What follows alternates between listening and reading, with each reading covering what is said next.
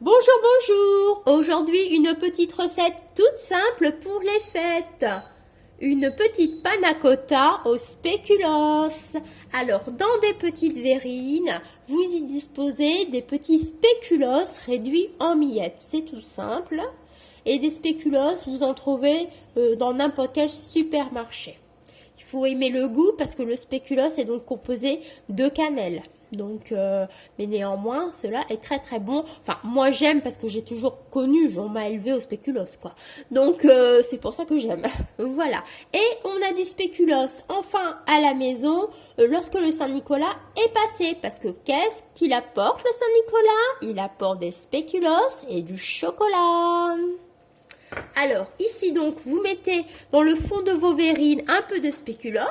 Vous faites chauffer un peu de crème comme ceci.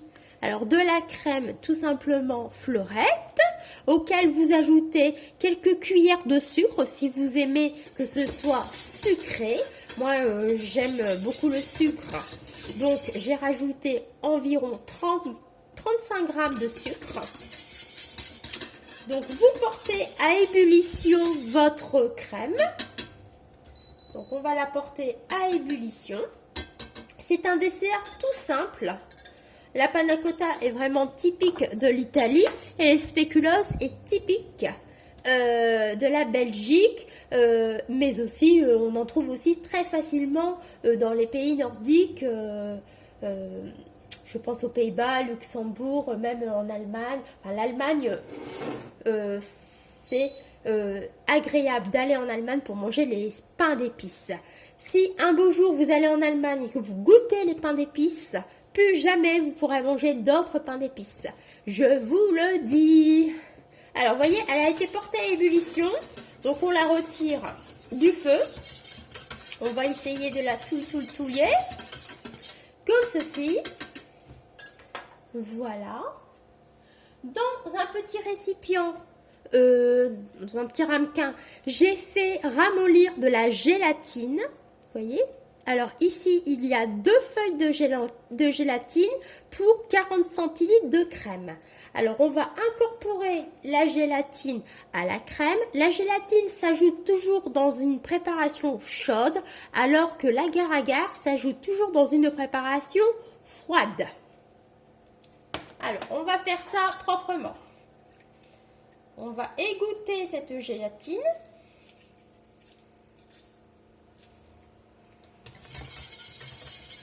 Et on va l'incorporer à la préparation. Voilà. Donc la gélatine est à faire fondre dans de l'eau bien froide.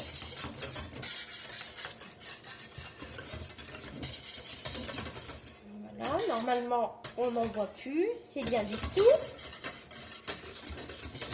On va remuer quand même. Voilà, voilà. Donc, le mélange gélatine, crème est maintenant terminé. On verse la préparation sur le fond de spéculoos. Je vais faire ça proprement.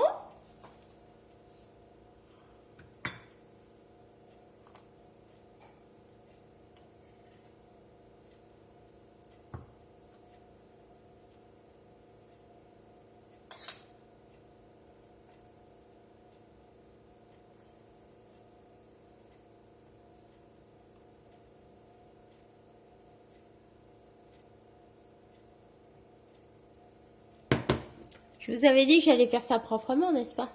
Je le savais bien.